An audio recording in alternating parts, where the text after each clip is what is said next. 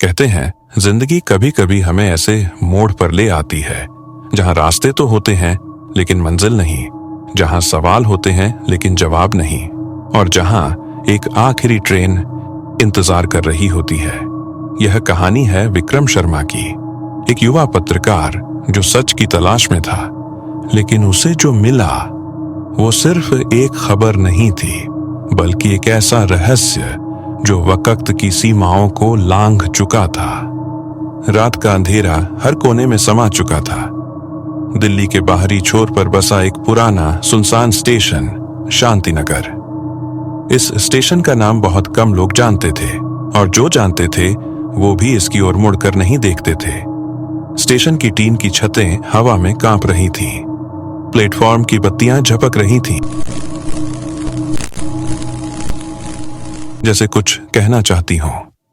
एक बूढ़ा चौकीदार स्टेशन के किनारे बैठे बैठे ताश के पत्ते उलट पलट कर रहा था, जैसे कोई किसी पुराने इंतजार में हो। इसी वीरान प्लेटफॉर्म पर पहुंचा विक्रम शर्मा, 29 वर्षीय खोजी पत्रकार। हाथ में एक पुरानी फटी हुई डायरी, चेहरा पसीने से लथपथ, आंखों में एक बेचैनी, जैसे समय से होड़ कर रहा हो। दरअसल विक्रम इन दिनों एक बड़े राजनीतिक घोटाले की तहकीकात में जुटा था। दिल्ली से बाहर हरियाणा के एक गांव में वो कुछ गुप्त दस्तावेजों की तलाश में गया था। अब उसे किसी भी हाल में वापस दिल्ली लौटना था, पर मोबाइल का नेटवर्क खत्म, गाड़ी का टायर पंचर, और नजदीकी शहर का बस अड्डा भी 10 किलोमीटर दूर। बस एक ही उम्मीद थी, शांतिनगर स्टेशन। टिकट काउंटर बंद पड़ा था। सिर्फ एक बूढ़ा क्लर्क वहां बैठा था, जैसे किसी मूर्ति की तरह, बिना पलक झपकाए, शून्य में घूरता हुआ। विक्रम हाँफते हुए, भाई साहब, कोई ट्रेन है क्या अब दिल्ली की ओर? बूढ़ा कुछ नहीं बोला, बस एक पुरानी स्लिप उसकी तरफ बढ़ा दी। स्लिप को देखकर विक्रम चौंक गया। उस टिकट पर लिखा था 12:35 रात, ट्रेन संख्या 7004, मंजिल अज्ञात। विक्रम धीरे से बुदबुदाता है, मंजिल अज्ञात, ये कैसा मजाक है? उसे कुछ समझ नहीं आया, लेकिन तभी स्टेशन के लाउड स्पीकर पर एक पुरानी घिसी हुई आवाज गूंजी, कृपया ध्यान दीजिए, गाड़ी संख्या 704 ट्रेन प्लेटफॉर्म नंबर 3 पर आ रही है। विक्रम चौंका। वो इस ट्रेन के बारे में कभी नहीं सुना था, लेकिन अब और कोई रास्ता नहीं था। प्लेटफॉर्म पर एक बेहद पुरानी ट्रेन आकर रुकी।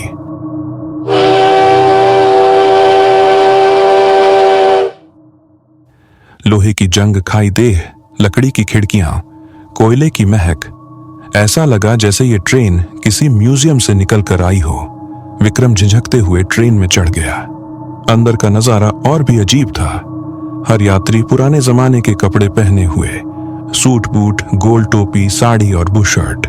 कोई मोबाइल नहीं, कोई शोर नहीं, सिर्फ एक गूढ़ शांति, जैसे सब किसी गहरे ध्यान में हो। एक बूढ़ा यात्री उसे घूरते हुए कहता है, बूढ़ा यात्री, तुम अजीब लगते हो, ये घड़ी, ये बैग, ये कपड़े, तुम कौन हो?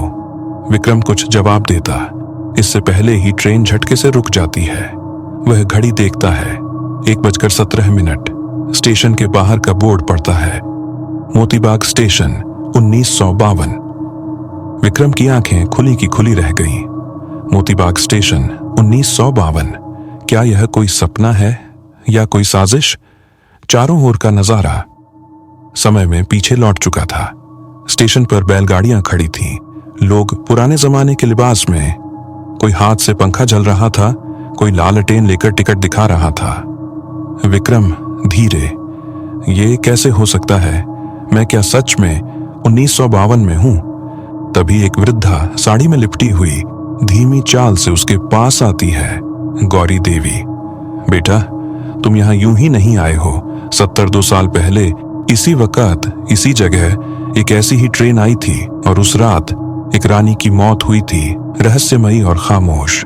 विक्रम, क्या आप जानती हैं ये सब क्या है? गौरी देवी, वक्त तुम्हें क्यों लेकर आया है ये सिर्फ वक्त ही जानता है, लेकिन अगर तुम यहाँ हो तो शायद इतिहास को बदलने की कोशिश हो रही है। गौरी देवी विक्रम को अपने घर ले जाती हैं। एक मिट्टी का पुराना लेकिन सलीकेदार घर, दीवारों पर पुराने अखबार चिपके हैं।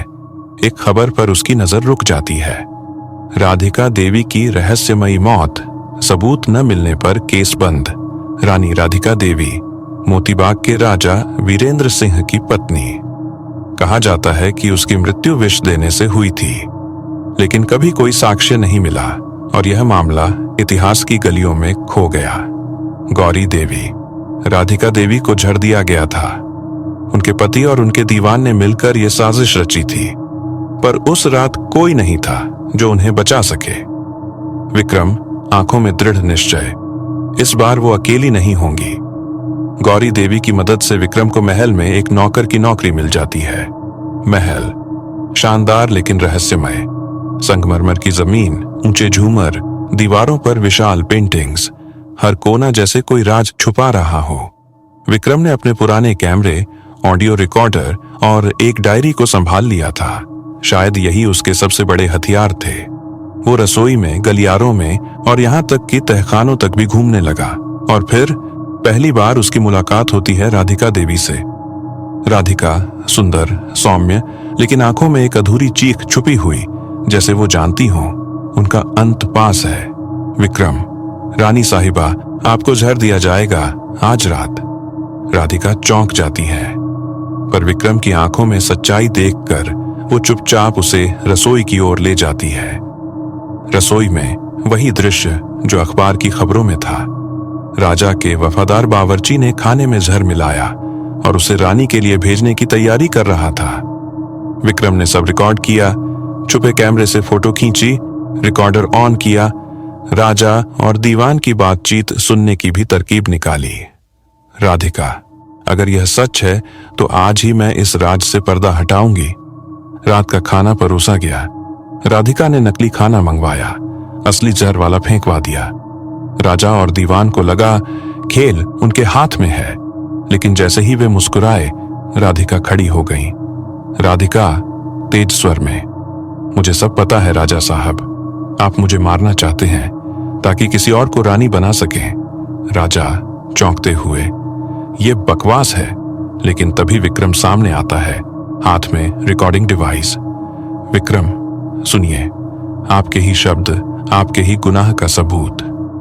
सिपाही अंदर घुसते हैं। राजा और दीवान को गिरफ्तार कर लिया जाता है। गौरी देवी आंखों में आंसू लिए, सालों से जो सच दबा हुआ था, आज उसे आवाज मिल गई। अगली सुबह विक्रम बाग में अकेला बैठा होता है। राधिका उसके पास आती है, हाथ में एक पत्र। राधिका, तुमने मेरी जान नहीं, मेरी आत्मा को मुक्त किया है। अब तुम्हें जाना होगा। वो ट्रेन तुम्हारा इंतजार कर रही है। ट्रेन की सीटी फिर सुनाई देती है, लेकिन इस बार वो डरावनी नहीं, सुकून देने वाली लगती है। विक्रम ट्रेन में बैठ जाता है। पलकों पर नींद भारी होने लगती है और जब वो जागता है, फिर वही शांतिनगर स्टेशन, लेकिन इस बार सूरज उग चुका था। शांतिनगर स्टेशन, वही पुराना प्लेटफॉर्म, वही हवा में झूलती टीन की छत, लेकिन अब सूरज निकल आया था। विक्रम की आंखें खुलती हैं। हाथ में अभी भी वही पुरानी डायरी है और एक लिफाफा जिस पर लिखा था राधिका।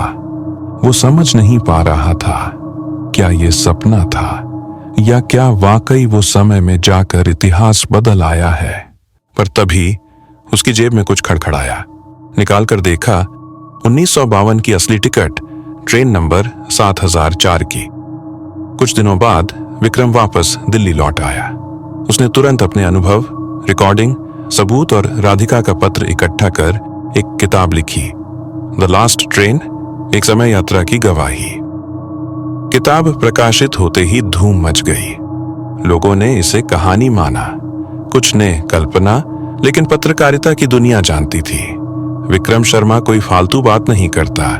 लेकिन असली चौंकाने वाली बात तब हुई जब विक्रम ने पुराने रिकॉर्ड्स खंगालना शुरू किया।